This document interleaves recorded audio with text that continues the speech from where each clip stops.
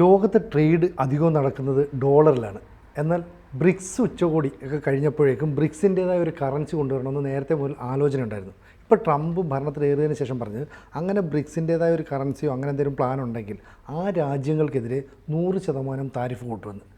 എന്ന് പറഞ്ഞാൽ അങ്ങനെ ഒരു ഭീഷണി ഡോളറിന് മേൽ ഉണ്ടാകരുത് എന്ന് ട്രംപ് ഉറച്ചു വിശ്വസിക്കുന്നു. അങ്ങനെയാണോ മനസ്സിലാക്കുക? അത് തന്നെയാണ് എൻ്റെ അർത്ഥം. കാരണം ട്രംപ് വളരെ പ്ലെയിനായിട്ട് പറഞ്ഞു, ഡോളറിനെ ചലഞ്ച് ചെയ്യുന്നൊരു കറൻസി കൊണ്ടുവരാൻ ആലോചിച്ചാൽ ആ രാജ്യങ്ങൾക്കെതിരെ 100% ഡ്യൂട്ടി ഞാൻ ചുമത്തും അവരുമായിട്ടുള്ള വ്യാപാരത്തിന്. ഡോളറിൻ്റെ അപ്രമാദിത്വം വിട്ടുകൊടുക്കാൻ ട്രംപ് തയ്യാറല്ല. വാസ്തവത്തിൽ ബ്രിക്സ് ഒരു കറൻസി ഇറക്കിയാലോ എന്നൊക്കെ ആലോചിച്ചതല്ലാതെ ബ്രിക്സിന് ഒരുപാട് പ്രായോഗിക ബുദ്ധിമുട്ടുകളുണ്ട്. ഈ കറൻസി വന്നത് എങ്ങനെയാണെന്ന് വെച്ചാൽ 1948 എൻ്റെ ഓർമ്മ, ഒരു വിഷയം തെറ്റായിരിക്കാം. ബ്രെട്ടൻ വുഡ്സ് എഗ്രിമെൻറ്റ് എന്ന് പറഞ്ഞിട്ട് ഇപ്പോഴത്തെ WTO ലോക വ്യാപാര സംഘടനയുടെ പ്രാങ് രൂപം, തുടക്കത്തിലെ രൂപം, അതിൽ എല്ലാവരെയും ചേർത്ത് ഒറ്റക്കെട്ടാക്കി ഒപ്പൊക്കെ വാങ്ങിക്കാൻ അമേരിക്കയ്ക്ക് സാധിച്ചു. അതേ തുടർന്ന് അമേരിക്ക ഡോളറാവട്ടെ ലോകത്തെ ട്രേഡിനുള്ള കറൻസി ഡോളറാവട്ടെ എന്ന് പറഞ്ഞു.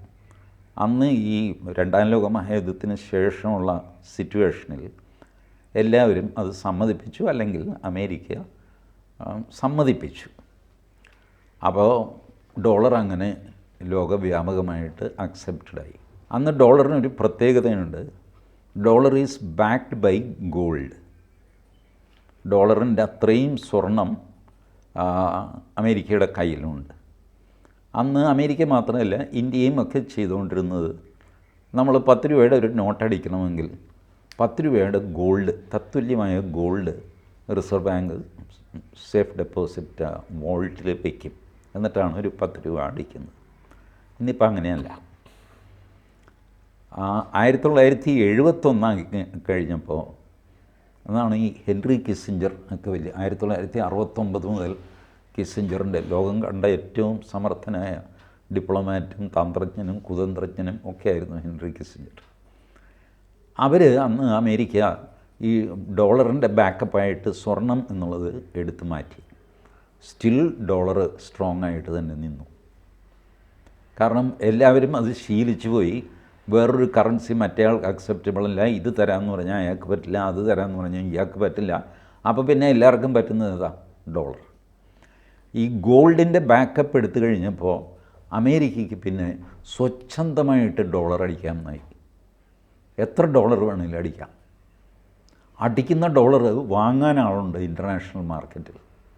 ഡോളർ കച്ചവടം തുടങ്ങി. ഒരു കമ്മോഡിറ്റി പോലെ. 10,000 ഡോളറുണ്ട്, വേണോ? ഇങ്ങനെ ചോദിക്കുന്ന സ്ഥിതിയായിട്ട് വന്നു. ഫ്രം 1971 ടിൽ ഡേറ്റ് അത് തുടരുന്നു. പിന്നീട് ഇത് ഈ വല്ലാതെ മറ്റ് രാജ്യങ്ങൾക്ക് ഒരു ബുദ്ധിമുട്ടാണല്ലോ.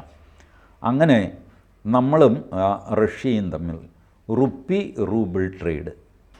നമ്മൾ വാങ്ങുന്നതിന് നമ്മൾ രൂപ കൊടുക്കും, അവർ നമുക്ക് തരുന്നതിന് അവർ റൂബിൾ തരും.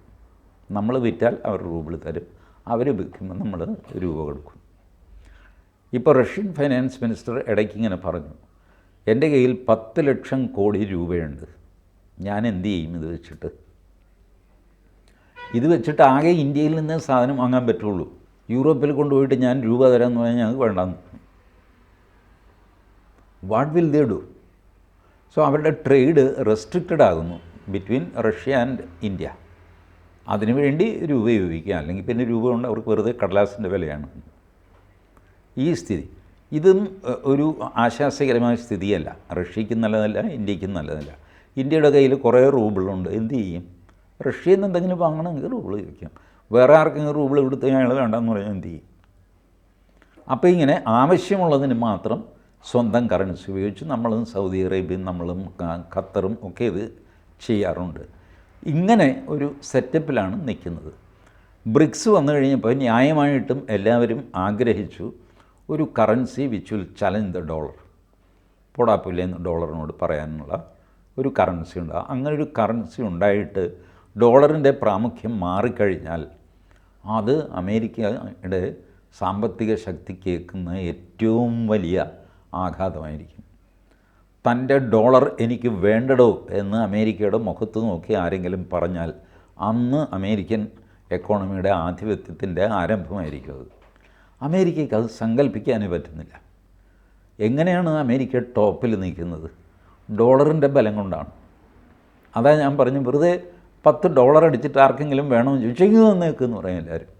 കാരണം dollar is accepted everywhere through out the world. ഇതല്ല വേറൊരു കറൻസി ആണെങ്കിലും മതി എന്നുള്ളൊരു സിറ്റുവേഷൻ വന്നാൽ പിന്നെ ഇതിന് വിലയില്ല. ഇപ്പോഴും നമുക്ക് ഡോളറിനെ ചലഞ്ച് ചെയ്യാം.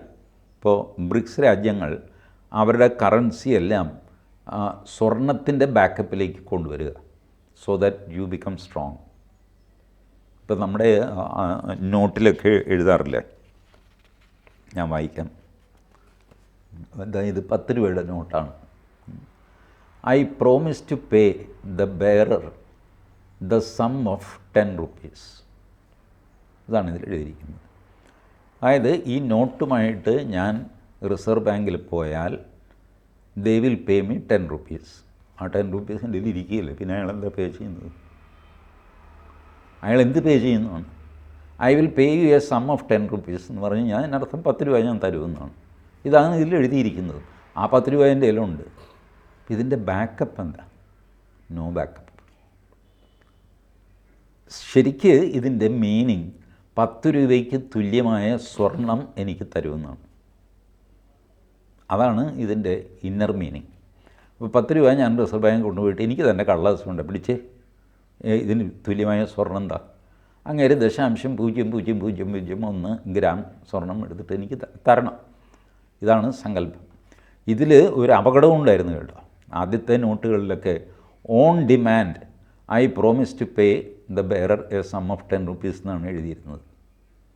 ഈ ഓൺ ഡിമാൻഡ് നെഹ്റുവിൻ്റെ കാലത്ത് സോഷ്യലിസ്റ്റ് പാർട്ടിയിലെ എച്ച് വി കാമത്ത് ലോക്സഭയിൽ ഈ പോയിൻ്റ് റേസ് ചെയ്ത് എന്നിട്ട് നെഹ്റുവിനോട് പറഞ്ഞു, ഇത് വലിയ അപകടമാണ് ഓൺ ഡിമാൻഡ് എന്ന് എഴുതിയിരിക്കുന്നത്. വെച്ചാൽ ഡിമാൻഡ് ചെയ്യുമ്പോൾ തരാം, ഇതാണ് പറഞ്ഞിരിക്കുന്നത്. ഞാൻ ചെന്ന് ഡിമാൻഡ് ചെയ്താൽ എനിക്ക് തരണം.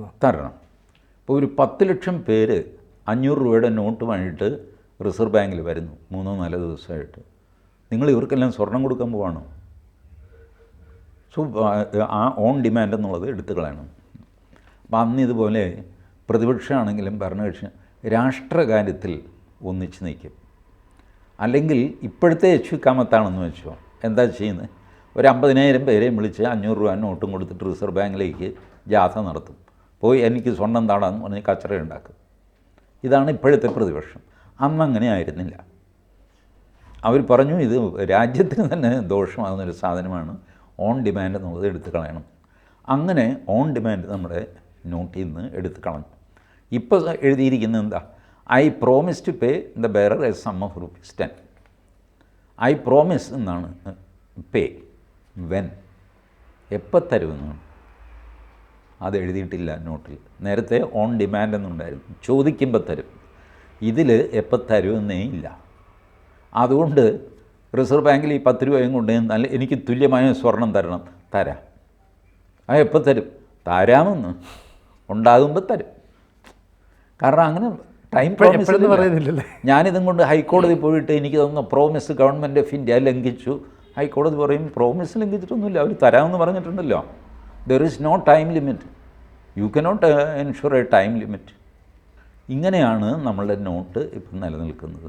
നമ്മുടെ രാജ്യത്ത് ഇപ്പോഴും ഈ പറയുന്ന കരുതൽ ധനം എന്ന് പറയുന്നത് ഡോളറാണ്. പക്ഷേ റഷ്യയ്ക്ക് ഉപരോധം ഏർപ്പെടുത്തിയപ്പോൾ അവരുമായിട്ടുള്ള ഓയിൽ കച്ചവടം നടത്തിയത് നമ്മൾ റുപ്പിയിലായിരുന്നു. മിഡിൽ ഈസ്റ്റ് രാജ്യങ്ങളെല്ലാം തന്നെ റുപ്പിയിലും ഒക്കെ ബിസിനസ് നടത്താമെന്ന് പറയുന്നുണ്ട്. അപ്പം ഈ ബ്രിക്സ് രാജ്യങ്ങൾ ഇങ്ങനെ ഏകീകൃതമായ ഒരു കറൻസി വേണമെന്ന് പറഞ്ഞപ്പോൾ ചൈന പറഞ്ഞു ഞങ്ങളുടെ കറൻസി വേണമെങ്കിൽ അതിനായിട്ട് ഉപയോഗിക്കാം, പക്ഷേ നിങ്ങളെല്ലാം കൂടെ ഒന്ന് നിർബന്ധിച്ചാൽ മതി പറഞ്ഞു. അപ്പോൾ ബ്രസീലും സൗത്ത് ആഫ്രിക്കയും ഉൾപ്പെടെയുള്ള രാജ്യങ്ങൾ, ഇന്ത്യയും റഷ്യയൊന്നും അതിനോട് യോജിച്ചില്ല, അതുകൊണ്ട് അത് നടന്നില്ല. പക്ഷേ അങ്ങനെ ഒരു ഭീഷണി ട്രംപ് ഇപ്പോഴും മുന്നിൽ കാണുന്നുണ്ട്. അപ്പോൾ ചൈനയ്ക്കാണ് അതിലൊരു താല്പര്യമുള്ളത്, ഇന്ത്യക്ക് അതിനോട് വലിയ താല്പര്യമില്ല. അങ്ങനെയാണെങ്കിൽ ചൈനയുടെ ഒരു ഇല്ല, ബ്രിക്സ് കറൻസി ഉടനെ ഒന്നും ഉണ്ടാവില്ല എന്ന് ട്രംപിനും അറിയാം. പക്ഷേ ട്രംപിൻ്റെ ഒരു അമിതാവേശത്തിൽ കയറിയങ്ങ് അടിച്ചതാണ്. ഡോളറിനെ ചലഞ്ച് ചെയ്യാൻ പോകുകയാണെങ്കിൽ ഞാനിത് ചെയ്യും. ബട്ട് ഡീ ഡോളറൈസേഷൻ എന്നൊരു ആശയം നിലനിൽക്കുന്നു പല രാജ്യങ്ങളിലും. അതിലേക്ക് പലരും പല ചുവടും വയ്ക്കുന്നു. ഇപ്പോൾ ഈ റുപ്പി റൂബിൾ ട്രേഡ് അല്ലെങ്കിൽ റുപ്പി ദിഹ്റം ട്രേഡ് നടക്കുമ്പോൾ അത്രയും കുറച്ച് ഡോളറിൻ്റെ ഗ്രിപ്പ് കുറയുകയാണ് ചെയ്യുന്നത്. ആ ഡീലിൽ ഡോളറിന് ഒരു റോളുമില്ല. ഇപ്പോൾ രാജ്യങ്ങൾ തമ്മിൽ സ്വന്തം കറൻസിയിൽ ഡീൽ ചെയ്ത് കഴിയുമ്പോൾ ഡോളറിൻ്റെ മതിപ്പാണ് കുറയുന്നത്, പ്രസക്തി നഷ്ടപ്പെടും. ഇപ്പോൾ ഇത് ട്രംപിന് അറിയാം. നാളെ എല്ലാ രാജ്യങ്ങളിലും പരസ്പരം അംഗീകരിക്കാൻ തുടങ്ങിയെന്ന് വെച്ചോ, നിങ്ങളുടെ കറൻസി ഞാനും അംഗീകരിക്കാം, എൻ്റെ കറൻസി നിങ്ങളും അംഗീകരിച്ചോ എന്ന് പറഞ്ഞാൽ ഡോളറിൻ്റെ ഇതങ്ങ് കുറയും, പ്രാധാന്യം കുറയും. അപ്പോൾ അത് വരാതിരിക്കാൻ വേണ്ടിയിട്ട് മുൻകൂട്ടി ഇദ്ദേഹം ഒരു അടി അടിച്ചതാണ്. ഈ അടിക്കുകയൊക്കെ ചെയ്തെങ്കിലും ബ്രിക്സ് അനങ്ങിയിട്ടൊന്നുമില്ല. കാരണം ബ്രിക്സിന് ഇമ്മീഡിയറ്റ് ഒരു സ്വന്തം കറൻസിയുടെ ടാർഗറ്റൊന്നുമില്ല. ബ്രിക്സ് വാസ്തവത്തിൽ യുണൈറ്റഡ് നേഷൻസിന് പകരം ഒരു ബോഡിയായിട്ടാണ് വരുന്നത്. ഫലത്തിൽ അവർ ഉയർന്നു വരുന്നത് യുണൈറ്റഡ് നേഷൻസിന് പകരമുള്ള ഒരു ബോഡി. കാരണം യുണൈറ്റഡ് നേഷൻസ് എന്ന് പറഞ്ഞാൽ അബ്സല്യൂട്ട്ലി അമേരിക്കയുടെയും ചൈനയുടെയും കൺട്രോളിലാണ്, which nobody wants. Petrodollar എന്തായിരുന്നു അപ്പോൾ? പെട്രോ ഡോളറും അതൊരു ഭീഷണിയായിരുന്നില്ലേ?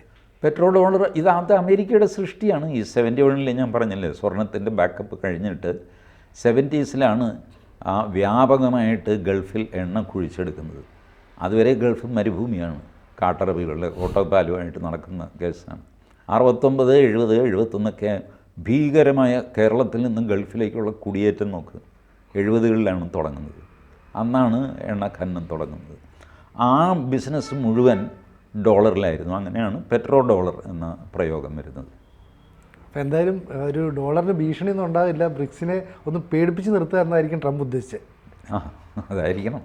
കൂടുതൽ വാർത്തകളും വിശേഷങ്ങളും നിങ്ങളിലേക്ക് എത്താൻ ABC മലയാളം സബ്സ്ക്രൈബ് ചെയ്യുക, ബെൽ ബട്ടണും അമർത്തുക.